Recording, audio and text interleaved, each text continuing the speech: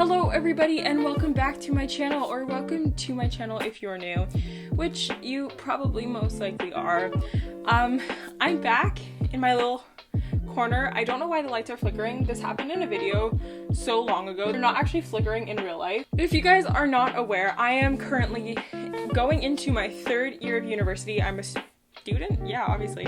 I'm a student, and right now I'm actually taking online classes. I'm taking one this month, and then next month I'm going to be taking two. But given that it's the end of my second year, and last year I made a video wrapping up my first year and my experience, I thought I would make a follow-up to that and kind of talk about the things that I've learned and just like some hacks, some tips, all of these different things that I can pass on to you guys, because I wish that I knew some of these when I was going into university. Like, I just didn't watch a lot of university content, and I think that they're honestly really helpful. I've been seeing a lot of YouTubers talk about their university experiences on Twitter. So examples are Best Dressed. She always talks, not always, but she used to talk a lot about her university experience at UCLA. Angelica Oles, I talk about her on my channel quite often. She recently dropped out of law school, and she kind of talked about why that is. James Marriott recently completed his degree and kind of went on like a whole Twitter rant about, not rant, but like he had a thread just talking about his experience and whether he thought it was worth it and why he continued it, even after he started to gain a following. There's a lot of different creators who explain their perspectives, their different experiences, and I thought I would give you guys my 2 cents. Not that anybody asked for it, not that this is gonna reach a lot of people, but for the 213 people who are very dedicated to my channel, I am here for you. I support you. So let's just get on into it. This is something I actually learned recently. I'm going to talk about my hacks. These are just like really useful things that I just wish I knew before, but it's fine. This is something I actually did not realize until I started my class that I'm taking right now, and I'm currently taking Intro to Sociology because I'm thinking about taking a sociology minor. We are doing online classes this summer, and our professor had told us that we had to get either e-publication or the hard copy of a certain textbook. This textbook, whether you got it PDF form or hard copy on the publishing website that they referred us to, cost $65. Which is like not the most expensive for a textbook, but for a PDF copy of a textbook, I think that's a little bit ridiculous. I'm sorry. I thought that was crazy. So I just really quickly put the book title into Amazon, and I found the same book hard copy for $20. Investing in stocks is a great way to make long-term profits.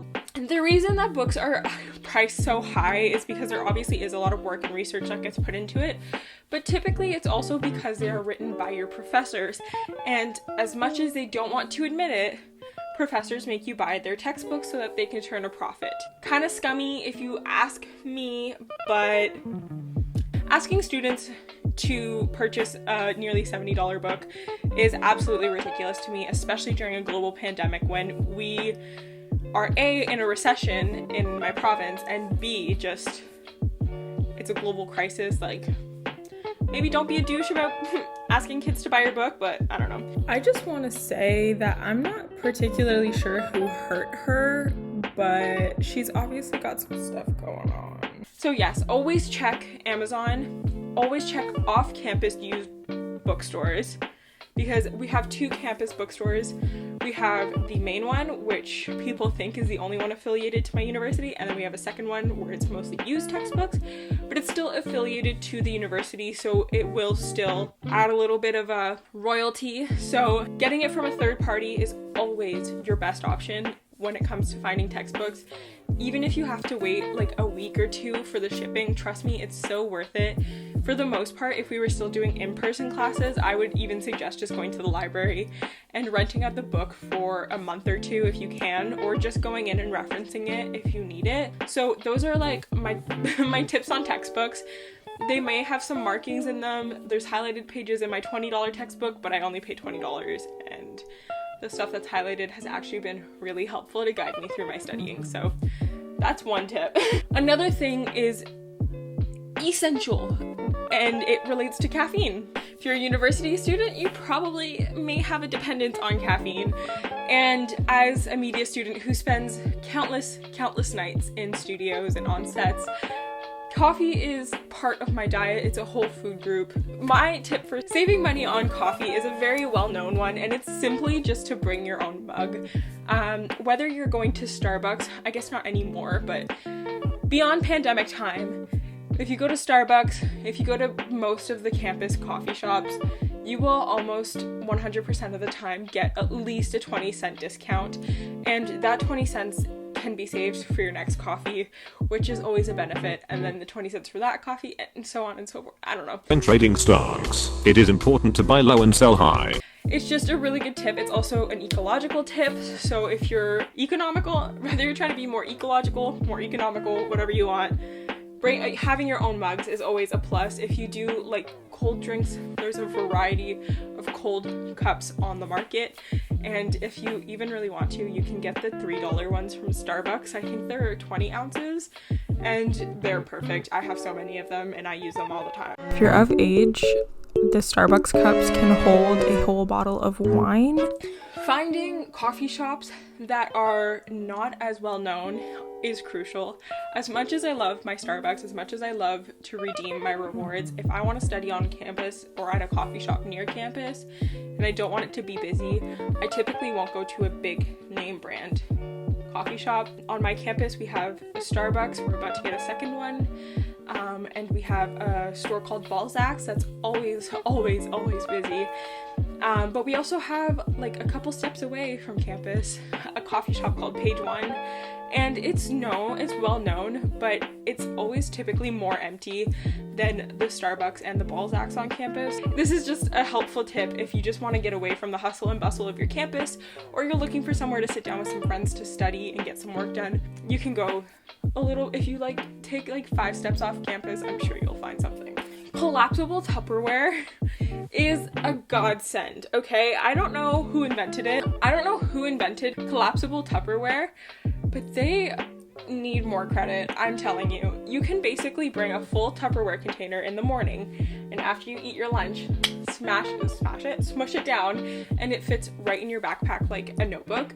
And it's honestly so convenient. I use these all the time, especially as a commuter. I didn't want to be eating lunch out every single day, so I would just kind of leave a little bit of extra room in the morning to put my container in, and then by the end of the day it took up no room, it had no extra weight, and it was super neat and easy to clean up after, and I wasn't producing any extra waste through throwing out like Ziplocs and wrappers and whatnot. Also, if you're a commuter, taking your classes back to back really does save time and makes it so that you have like the perfect schedule for like the amount of time that you're spending on transit. For me, my commute was about an hour and a half, so I would try to take as many classes at once as possible and then just get there in the morning, leave at night, and be there only for the amount of time that I needed to be there. Getting a job on campus allows you to make friends within your university who are potentially outside of your program, which I think is always an asset because it's nice to have different people surround you for different occasions, I suppose. It's also a great way to find experience within your field. My school offers something called Career Boost, and they post a bunch of these student-only jobs, and only certain people can qualify for them. They're all minimum wage, as well as you can only work up to 15 hours, so it really works with your class schedule, and it's typically pretty flexible as well. And now moving on to just my overall tips, not so much hacks, not so much really anything that's like tangible, but I highly suggest going to Frosh. I met some of my best friends at Frosh in my first year, freshers if you're from the UK. Frosh is a good time. We had a really awesome experience and it was really interactive. I know that this coming fall there probably won't be any Froshes running, but if you can get some orientation experience or just a way before school starts to meet people in your program, I highly suggest it, because through Frosh and that whole first week I met some of my best friends, so highly suggest that. Understanding your comfort zone is a really big deal, regardless of what context it is, whether it's your course load, partying, drinking, dating.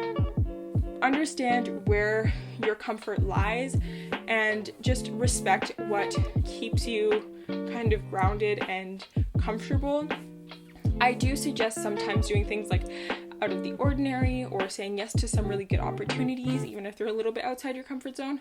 But I also do suggest just acknowledging that you have a comfort zone for a reason, and if you do need a second to step back, it's totally normal and respectable and definitely the right thing to do, especially if you're feeling overwhelmed, because university is so overwhelming sometimes. Another big thing is something that I learned kind of very recently is you don't have to abide by what society and people outline university to be. You don't have to stay in your major or program if you are not happy with it. I think that there's this notion that changing your program, changing your major is a super taboo thing and shouldn't be done, and you should be grateful that you're even in the university.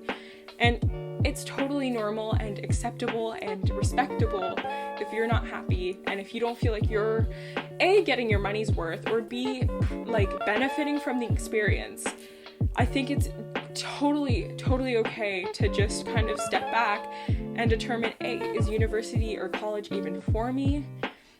Do I have to do it in the traditional 4 years, or is this even the right path for me? Going into university, I thought that I would be doing something very different than I am now, and I'm very glad that I took the time to evaluate, and I wish that at the time I had heard that it was okay to make these drastic changes to either my path or just in general that I didn't have to be in university if I didn't want to. I do want to be in university, I don't want to get that twisted, but it's okay if you decide it's not for you. It's okay if you decide that your program isn't for you. It's okay if you decide that maybe you want to take a couple extra years, semesters, whatever, to complete your diploma, because honestly, like, it's your money going into it and it's your education, and if you're not going to learn what you need to learn in the traditional pathway, that's totally fine. And I think that that's something that we need to start talking about a little bit more and normalizing. That's pretty much it. I don't know if this video made sense. I never feel like my videos make sense.